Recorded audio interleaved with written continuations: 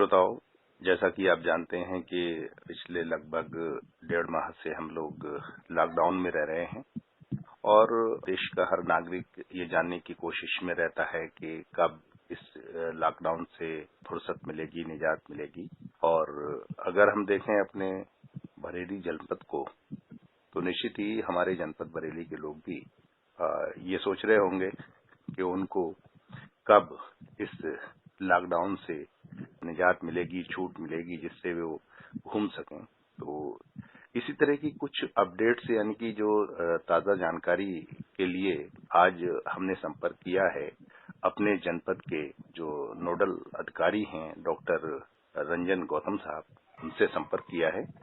Doctor Ranjan Gautam साहब, कार्यक्रम में आपका हार्दिक स्वागत है। धन्यवाद, थैंक यू। सबसे पहले तो हम यही जानना चाहेंगे कि हमारे जनपद के जो लोग थे वो सोच रहे थे कि शायद अब बरेली को छूट मिल सकती है लॉकडाउन से, लेकिन ऐसा नहीं हुआ। और अपने श्रोताओं को बताना जरूरी है कि कहाँ हम बात कर रहे थे छूट की, लेकिन हम रेड जोन में हैं। एक नोडल अधिकारी होने के नाते आप क्या समझते हैं, क्या कारण रहे? देखिए, जब सबसे पहले 27 मार्च को हमारे यहाँ कोविड-19 का पहला केस आया था, जो सीजफायर कंपनी नोएडा से था जी, उसके बाद उसके ठीक 2 दिन बाद 29 तारीख को उसके 5 फैमिली मेंबर्स पॉजिटिव आ गए। जी, हालांकि बड़ी अच्छी देखरेख और उनके स्वयं के कॉपरेशन की वजह से ये सब ठीक हो गए और यहाँ से 16-17 अप्रैल में सब डिस्चार्ज हो गए। जी, जी, जी, उसके बाद लगभग हम लोग अपनी पूरी तैयारी के साथ, पूरी मुस्तैदी के साथ हम लोग उस लेवल पर थे, लेकिन अचानक एक पेशेंट हाजियापुर से आता है जी, और जो अनकंट्रोल डायबिटीज का पेशेंट था जिसमें कोविड-19 पॉजिटिव मिला।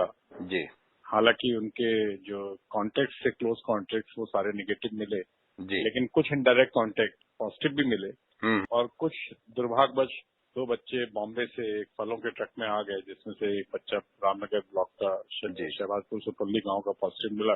जी, तो इसको थोड़ा वोलेटाइल मानते हुए हम्म, कहीं ना कहीं चूंकि ये सब मानक शासन के द्वारा निर्धारित होते हैं, जी, जी, जी, तो शासन के दिमाग में बात रही होगी कि जो केसेस बाद में मिले हैं इनका एग्जैक्ट सोर्स क्या है या इन्होंने कितने संभावित लोगों को कांटेक्ट किया है।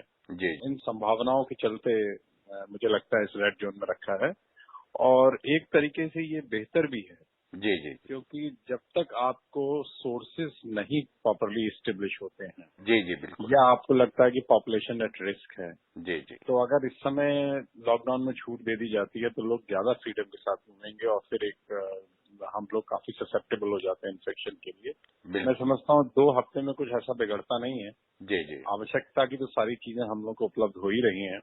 अगर हम 2 हफ्ते और अनुशासन में रह लें तो ये जितने भी हमारे कॉन्टेक्ट हैं या जितने भी हमारे केसेस हैं, ऑल दो इस समय के केसेस सारे एसिम्प्टोमेटिक हैं और जिस जी, पेशेंट की डेथ हुई 29 तारीख की सुबह, वो patient already multiple organ dysfunction से पीड़ित था, जी, तो जी, इसको हम इससे ना जोड़े तो बेहतर रहेगा। बिल्कुल, तो बिल्कुल, इन्हीं सब के चलते मुझे लगता है कि ये रेड जोन में दिया गया और हमारी जो अभी तक जिस तरीके का लोगों का कॉपरेशन है, लोगों का अनुशासन है, मैं ये रिक्वेस्ट करूंगा कि आप लोग इसको बाध्यता मत मानिए, आप इसको स्वेच्छा से एक्सेप्ट करिए। बिल्कुल, अपने घरों में रहिए, सोशल डिस्टेंसिंग का पालन करिए, क्योंकि आपको नहीं पता कौन कैरियर है।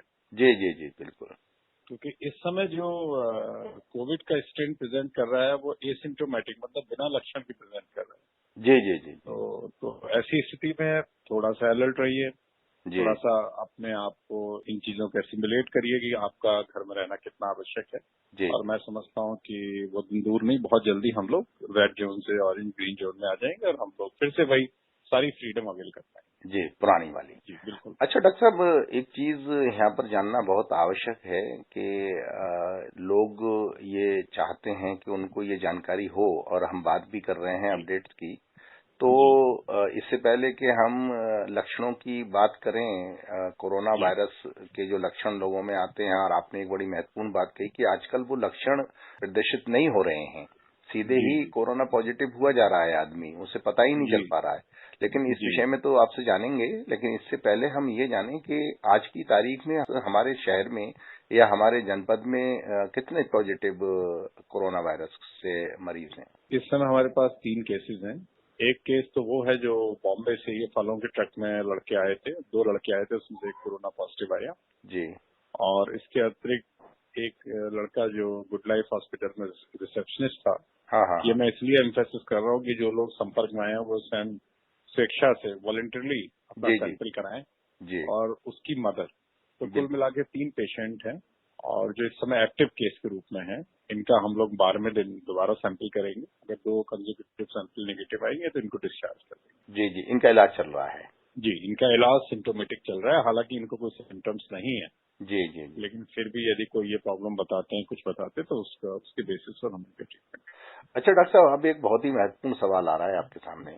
वो ये है, जी जैसा आपने कहा कि शुरुआती दौर में तो देखिए ये स्पष्ट था कि एक फ्लू जैसे लक्षण, उनको जी सूखी खांसी होगी, तेज बुखार होगा और जी साथ में सांस लेने में दिक्कत होगी। लेकिन अचानक एकदम अब ये कहा जा रहा जी। है कि ये बिना लक्षणों के भी शरीर में हो सकता है। तो इसका क्या कारण मानते हैं?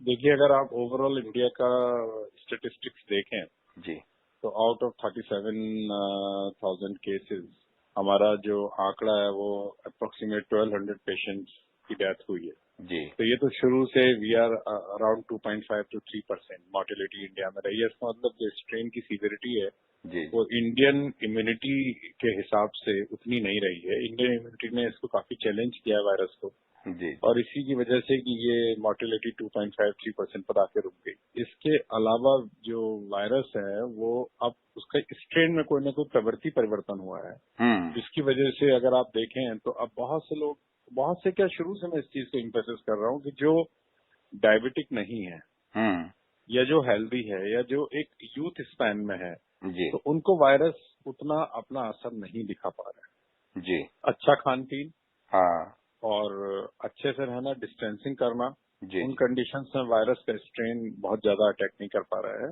जी हाँ, जो लोग बुजुर्ग हैं, जो गवर्नमेंट ने भी इस चीज को बड़ा एम्फेसिस किया है कि अब 60-65 ईयर्स हैं, जी या जी किसी इम्यूनोसप्रेसेंट ड्रग्स पर हैं, या पहले से ही किसी बीमारी से पीड़ित हैं, हम्म तो उनको एक्स्ट्रा एहतियात लेने की आवश्यकता जी जी जी। तो यही एक बड़ा कारण है कि आज तरह से हम देखें तो हमारे देश में जो कोरोना वायरस से मृत्यु दर है वो बहुत कम है, और है। जो जी, शुरू से रही है अब तक लगभग लगभग उसी रेशियो में चल रही है। बिल्कुल और बिल्कुल। बल्कि देखें तो ठीक बहुत हुए हैं हमारे यहाँ, हाँ, उसकी 10,000 रेशियो के देखें करीब अगर। मरीज हमारा सही हो गया है, जी जी जी। और और मुझे लगता है हमारे यहाँ का कन्वर्जन रेट बहुत अच्छा है। बहुत अच्छा है, और उसका एक बड़ा कारण है कि हमारे देश के लोगों की इम्यूनिटी पावर भी अच्छी है कहीं ना कहीं। जी बिल्कुल ये भी एक बिल्कुल। बड़ा कारण हो सकता है। डॉक्टर जी साहब, क्या टेम्परेचर का भी कुछ ऐसा हो सकता है कि लोग बाग कहते रहते हैं कि हमारे यहाँ टेम्परेचर ज्यादा है, तो कहीं ना कहीं हो सकता है कि इसके जो लक्षण नजर नहीं आ रहे हैं आज, टेम्परेचर की वजह से हो या कोई अन्य कारण? देखिए, मैं इस बात को बहुत ज्यादा पुष्ट नहीं करूंगा, क्योंकि जी टेम्परेचर तो अभी अपने पीक पर पहुंचा ही नहीं है, हाँ, नहीं पहुंचा है अभी। और जिसके लिए अप्रैल और मई फेमस है लू के लिए, वो तो लू अभी चली ही नहीं है। नहीं चली है। बीच में हेल स्टॉर्म और बारिश की वजह बारिश से वगैरह, मौसम ठंडा हो गया है। वेदर ऐसा रहा, तो वो वायरस अपना असर नहीं दिखा पाया। तो मैं श्रोताओं से यही कहूंगा जी कि आप लोग इस पर ना जाएं, इससे कंफ्यूज ना हो। वेदर तो अभी अपनी पीक पर पहुंचा ही नहीं है, टेम्परेचर तो अपनी पीक में पहुंचा ही नहीं है। जी जी हाँ, जी वायरस का स्ट्रेन जरूर अपना प्रवृत्ति परिवर्तन शो कर रहा है, लेकिन आप अगर स्वस्थ रहें तो अच्छे खान पीन के साथ रह सकते हैं, जी अनुशासन के साथ रह सकते हैं, सोशल डिस्टेंसिंग और अपने घरों में रहना, बेवजह बाहर ना घूमना। जी जी जी। और ये बार बार हाथ देखिए, धुलते रहे साबुन से। बार बार हाथ धोने से क्या है कि आप किसी भी सरफेस के टच में अगर आते हैं, जी जी और आपने ये नेचर बना ली है कि आप आए और आपने 15 से 20 सेकंड हाथ धोए, जी जी, तो इससे अच्छा सैनिटाइजेशन कोई नहीं है। कोई नहीं है। और दूसरी चीज, अपने मुंह के आसपास हाथ ना ले जाए। हम्म अगर आप रिपीटेडली हैंड वॉश कर रहे हैं, और वो भी मैं यहाँ इसको रिपीट कर रहा हूँ कि कम से कम 15 से 20 सेकंड आपके हाथों में साबुन लगा रहे, जी जी जी आप अपनी डिजिट्स को अच्छे से वॉश करिए। जी जी और उसके बाद आपको लगता है कि आप बाहर से घूम के आ रहे हैं, आपके कपड़े गंदे हैं, आपके फुटवियर गंदे हैं, तो आप अपने फुटवियर को बाहर उतारिए, अपने कपड़ों को वॉश करिए, जी जी और समय समय पर खुद भी वॉश लीजिए। जी जी तो उससे आप काफी हद तक इससे बचा। जी जी। अच्छा डॉक्टर साहब, एक छोटी सी जानकारी चाहिए। जो हमारा गवर्नमेंट का, यानी कि ये जी कि सरकारी एक तरह से जो ऐप है, आरोग्य ऐप, जी जी। इसके बारे में कुछ बताना चाहेंगे कि ये किस तरह से हमें इंडिकेट करता है, कैसे क्या क्या जानकारियां देता है, बताता है? देखिए, आरोग्य सेतु ऐप जो है वो बेसिकली जीपीएस आधारित भी है और इस बहुत सी चीजें इंटीग्रेट की गई हैं। तो ये आपको बता देता है कि आप जिस एरिया में हैं, क्योंकि जो भी केस होता है उसकी जियो टैगिंग होती है जी जी और साथ में पोर्टल पर पढ़ते हैं तो लोकेशन तो क्लियर हो जाती है कि किस एरिया में केस है, जी जी कौन सा एरिया हॉट स्पॉट है, किस एरिया को सील करना है, कौन सा एरिया कंटेनमेंट जोन है, कौन सा एरिया बफर जोन है। तो इससे आप बहुत रीजनेबली समझ में आ जाता है कि आप किस एरिया में खड़े हैं, वो एरिया आपका सेंसिटिव एरिया है, risky area, high risk area है कि लो रिस्क एरिया है। तो इस तरीके से आरोग्य सेतु जो बनाया गया है उसमें इस तरीके से ब्रिजिंग की गई है कि आप हेल्दी रहें और हेल्दी जोन में ही वॉक, अगर कहीं जाना है इम्पोर्टेंट काम से तो हम्म आपको पता हो कि आप किस जोन में खड़े हैं, कि कितना रिस्की है, कितना लेस रिस्की है। जी जी। अच्छा डॉक्टर साहब, आखिर में क्या बताना चाहते हैं आम जनता के लिए, क्या मैसेज देंगे? देखिए, मैं अपने सभी श्रोताओं से यही कहूंगा कि जो हमारे एल्डरली हैं और जो छोटे बच्चे हैं, इन लोगों को तो आप विशेष एहतियात रखिए। जी अगर बाकी जो यूथ है वो ये ना सोचे कि हम कहीं भी घूम लें, इस फ्रीडम को मत अवेल करिए। देखिए, इस समय एक वैश्विक महामारी से आप जूझ रहे हैं, जी एक पेंडेमिक फैला हुआ है। इस समय अगर आप कोऑपरेट नहीं करेंगे, अति उत्साह दिखाएंगे, तो आप कहीं ना कहीं इसके शिकार हो सकते हैं। जी तो जगह जगह इकट्ठे ना हो, भीड़ में इकट्ठे ना हो, ग्रुप में इकट्ठे ना हो। सेकेंडली, कोई आपके पास में र्यूमर आती है, जैसे कुछ दिन पहले एक र्यूमर चली थी, एक वजीर अहमद मरीज का लास्ट वीडियो है, दैट वाज रॉन्ग। जी जी उसके अगेंस्ट हमें एफआईआर करानी पड़ी पूरे सिस्टम के अगेंस्ट। जी तो जी अगर इस तरीके के फर्जी वीडियो आते हैं, उनको सपोर्ट मत करिए, उनको फॉरवर्ड मत करिए। आप प्रशासन का हाथ मजबूत करिए। मुझे लगता है इस घड़ी में प्रशासन आपका सबसे बड़ा मित्र, जी जी और उस पर रिलाय करिए, ट्रस्ट करिए। हम लोग को पता है, बीइंग डॉक्टर, हम लोग कितना डेडिकेशन से इसमें लगे हुए हैं बिल्कुल। और how helpful we are for you people. जी अगर आप जी थोड़ा सा सपोर्ट करेंगे, थोड़ा सा ट्रस्ट करेंगे, तो हम और बेहतर तरीके से आप लोगों की सेवा कर सकते जी, बहुत अच्छा संदेश दिया है डॉक्टर साहब आपने, और लोगों को चाहिए कि वो बिल्कुल प्रशासन का साथ दें, प्रशासन की हेल्प करें, अपने घरों में रहें और सोशल डिस्टेंसिंग का पूरी तरह से पालन करें। साथ ही साथ अगर कहीं बाहर बहुत जरूरी काम से जाना होता है, लौटकर अगर आएं तो पहले अपने हैंड वॉश करें और किसी साबुन से भी धुल करके 15 सेकंड 20 सेकंड तक, और इसके बाद ही अपने घर के एंटर करें। और जैसा आपने कहा था कि फुटवियर हैं। वगैरह या अपने कपड़े वगैरह भी वॉश कर सकते हैं, जिससे जी कि आप स्वस्थ रहें। और निश्चित ही अगर बताई गई बातों पर हमारे श्रोता ध्यान देते हैं तो अपने आप को स्वस्थ रख पाएंगे और देश को कोरोना जैसे वायरस से बचा पाएंगे और कोरोना को हराकर देश को जिता पाएंगे। डॉक्टर साहब, आपका बहुत बहुत शुक्रिया। Thank you very much.